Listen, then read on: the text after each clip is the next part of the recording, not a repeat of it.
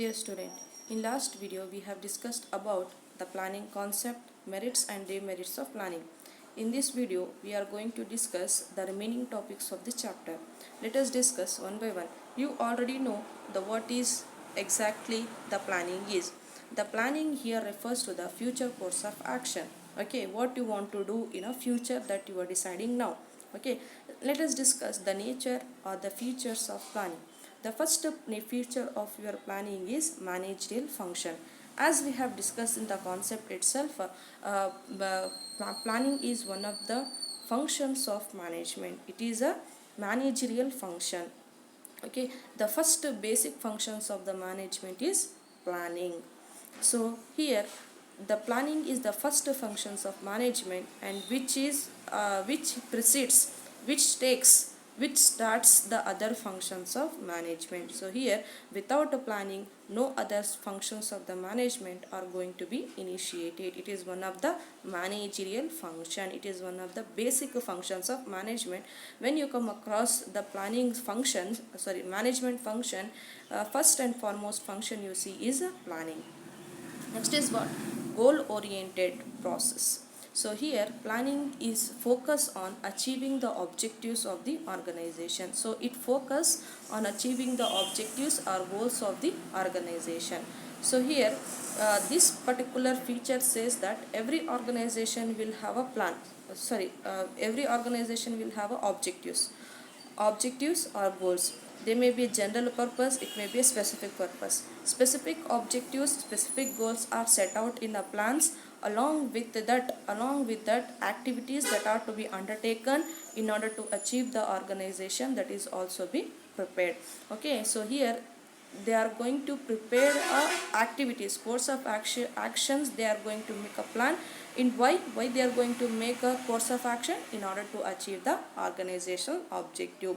So this planning is a purposeful activity. It is a one of purposeful activity without this meaning, particular planning has no meaning if it is not contributing to the towards achieving the organizational objective. You have set a plan, but it is not guiding you, it is not directing you to achieving your objective, then those planning has a no meaning. Though that particular plan will consider as a wasteful. That is what goal oriented process. Next is what? Pervasive. What exactly the pervasive is? Pervasive here refers to the applicability, usage. Okay, planning requires at all the levels of management, as well as it is also required by the different departments of the organization. In organization we have different department like purchasing department, production department, marketing department, finance department, sales, okay, etc. These are the departments. Each and every department, they are going to make a plans. Okay, this particular planning is not exclusive, not reserved for only for the top level management, or nor it is reserved or exclusive for the particular department, but the scope of planning will be differ from one department to another department, from one level of management to the another level of management. Take example, we have three levels of management, right? The top level management, they are going to make a plan for overall organization. Means what? Whole organization they are going to make a plan. Whereas middle level management, they are going to make a plan for their concerned department. It may be for purchasing department, it may be a selling department, it may be a finance department. They are going to make a plan. And last, the lower level management, they are going to make a plans, prepare a plan for day-to-day activities, for operating activities. They are going to make a plan. So here the scope will be differ from one department to another department, from one level of management to the another level of management, but it is required by all the levels of management. That is called pervasive. Next is what? Continuity activity. Continuity activity means nothing but plannings are prepared for a specific period of time, maybe a month, a quarter, a year. At the end of that period, there is a need for a new plan to be drawn on the basis of the new requirement. So here plannings are drawn, plans are prepared for a certain period of time. So a certain period of time is nothing but it may be for 1 month, it may be for a year, it may be for 1 quarter. After completion of that period, you need to prepare another plan, you need to draw another plan for involving the new changes. By involving the new changes, you need to make a plan. So that is why it is planning is considered as a never ending process. Once a plans are once a plans for a specific purpose are prepared, they are translated into actions. So after completion of that particular after implementation of plan, another plan is going to be prepared by involving the changes that is happening in the environment. So it is a continuous process, it is never ending process. After completion of one plan, another planning is prepared by taking into the consideration of changes that is happening in the environment. Okay, next is what? Intellectual process. The next feature of your planning is intellectual process, or it is mental exercise. Mental exercise, as I told you in the beginning itself, in the concept itself, it is closely related with. So the planning is closely related or linked with the creativity and innovations. So planning requires the application of mind. Okay, the application of mind, you have to use your brains. Okay, foresighting, you have to anticipate, you have to anticipate the future. Forecasting, intelligence you need, imagination you want, and sound judgment you want. You have to take a decision rationally. It is basically an intellectual activity of thinking rather than doing. So first you have to think a creativity idea, you have to foresight, you have to imagine it may be what is going to be happen in the future. Okay, so here sound judgment is required, rational decision making is required. It is totally is linked with your brains. Okay, thinking, so it totally links with the thinking rather than doing. Because why? Because planning determines the action to be taken. So it determines what activities have to be do. Okay, what activities have to be done, that is going to be determined. So planning requires logical than guesswork. So here visual activities will not work, guessful or activities will not work. So here logical thinking and systematic thinking is required rather than just wishful thinking or guess thinking. That is what a intellectual process or mental exercise. Planning is futuristic. Planning is futuristic. The next nature of your planning is futurist.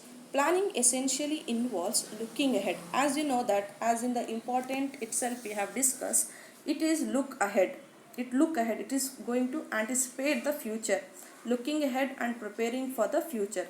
The purpose of planning is to meet the event effectively to the best advantage of the organization.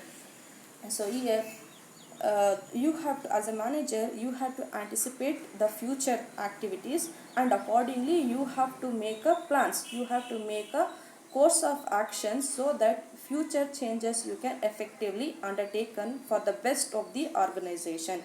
It implies peeping into the future, analyzing it and predicting it. So here in simple words we can say you are anticipating the changes that is going to happen in the future, and you are analyzing the each course of action and predicting it. And planning is therefore regarded as a forward looking function based on the forecasting. So of course, so planning itself says the future course of action, you are doing future, you are predicting, anticipating about the future. So it is considered as a forward looking function.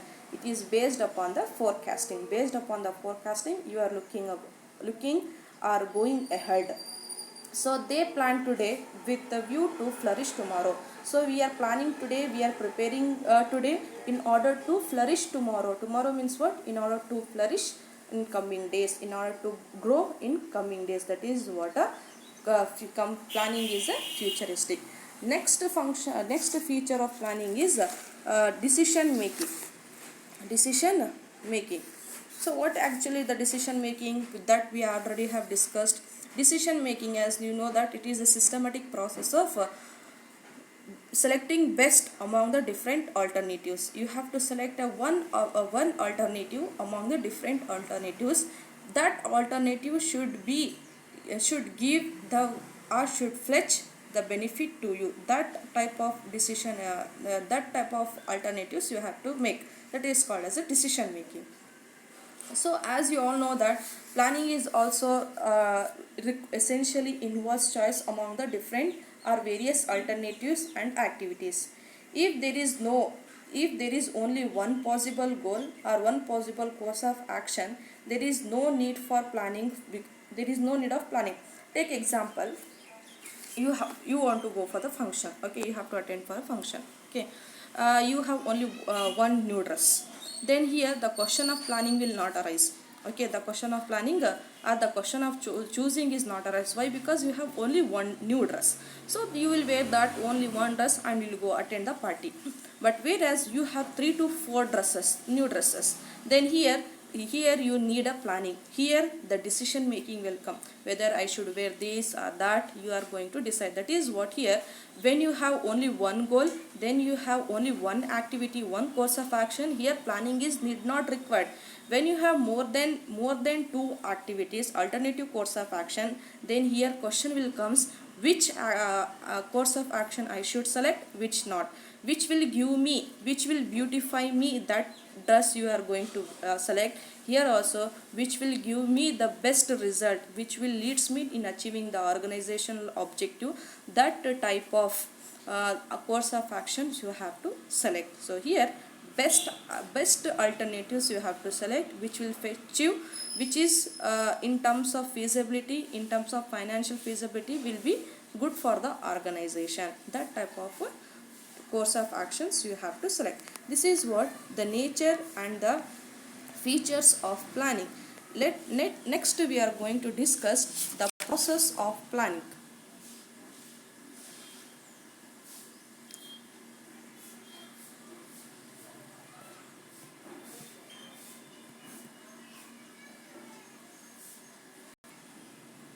So here we are going to discuss the planning process.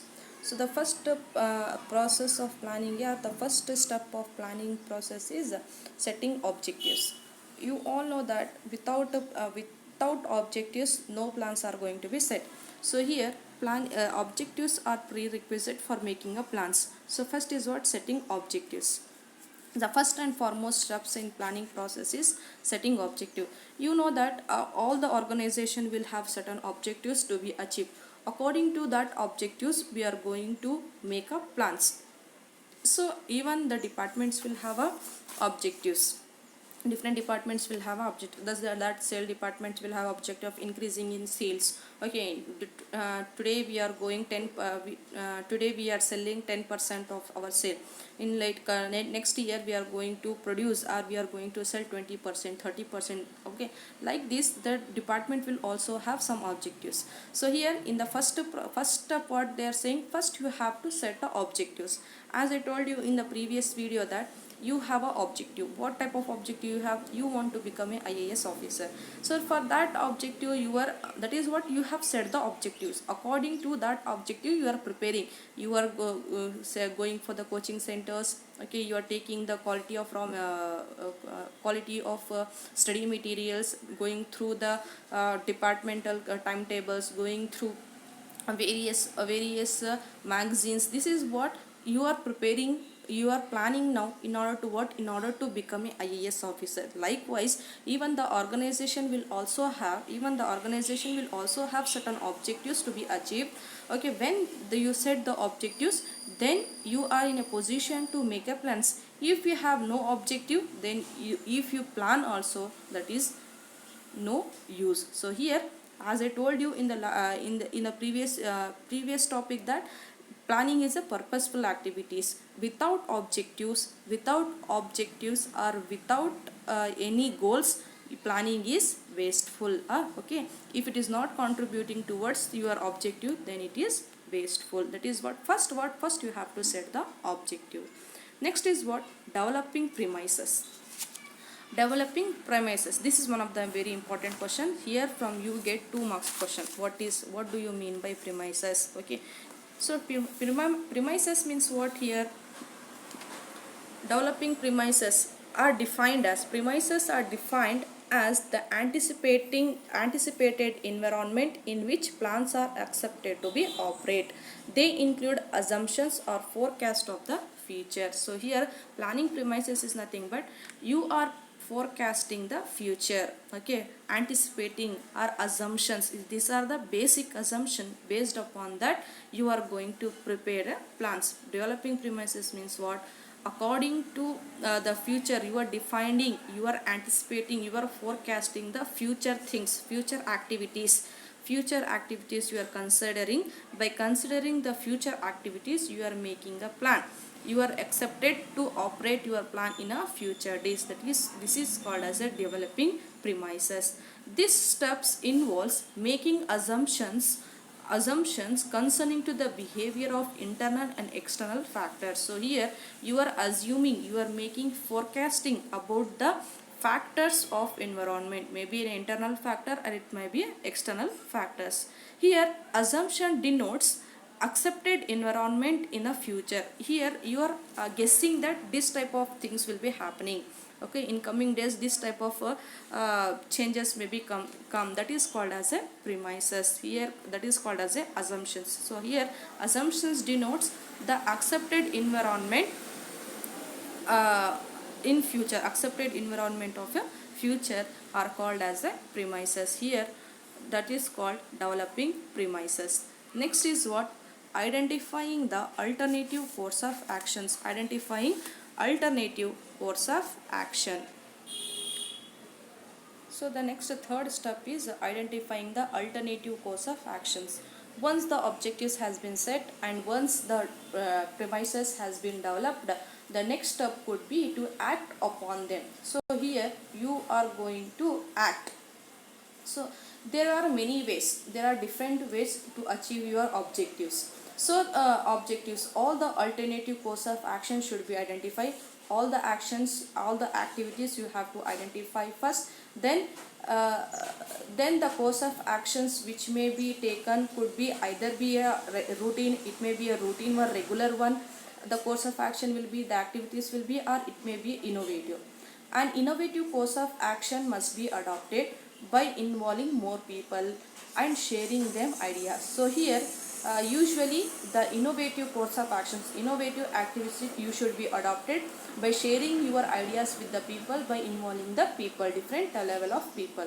So if the project is very important, if the project will, if any project will give you more benefit, then more alternatives should be developed by generating thoroughly or by discussing thoroughly among the members of the organization. So here identifying alternative course of actions is nothing but you know that different ways or different paths we have in order to achieve our objectives, but in that you have to choose which is the best one. So here it may, you can take activities of routine, regular type of activity you can take, or you may undertake a innovative. If you want to take a innovative activity or innovative course of action, then that should be discussed with the members of the people.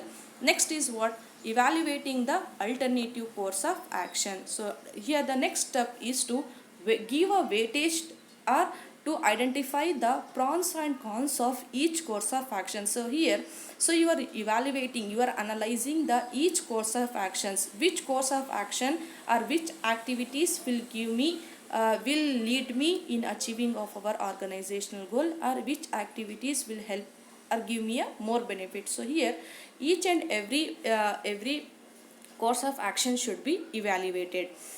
Each course will have many variables each other. The positive and negative aspect of each proposal need to be evaluated in the lights of objective to be achieved. Take an example of financial plan. So here in financial plan, if you want to invest in any securities, if you want to invest in the share market, then you have to analyze the each avenues available.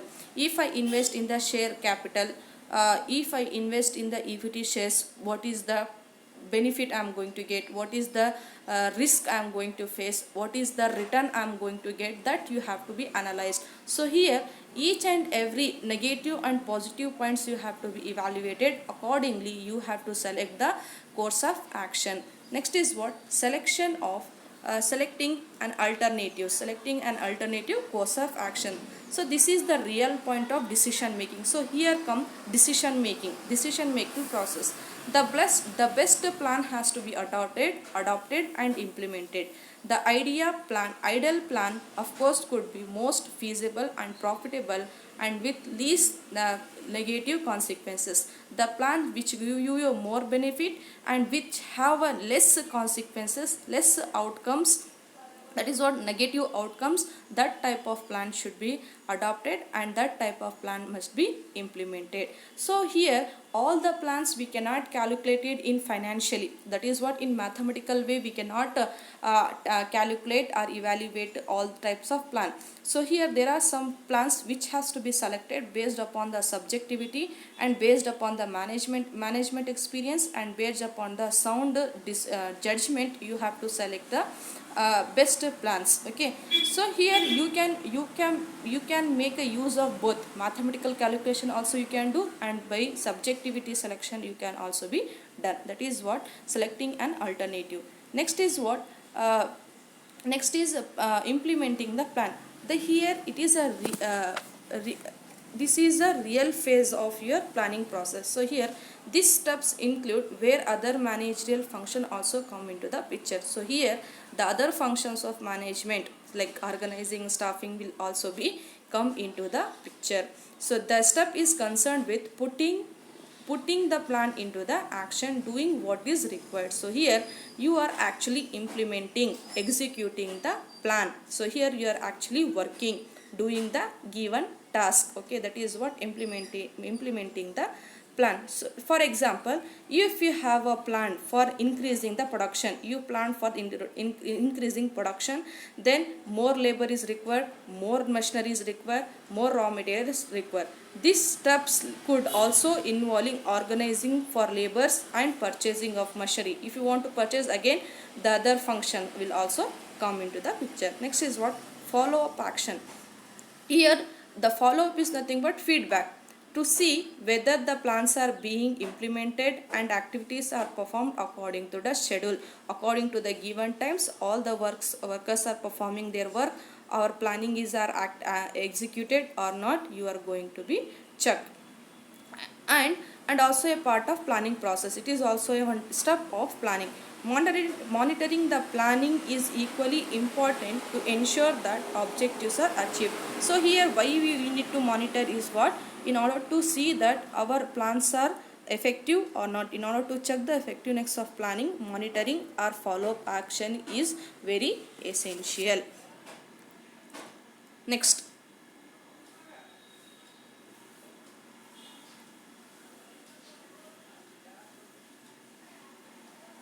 so next is what types of plans we are going to discuss in the next class videos in detail.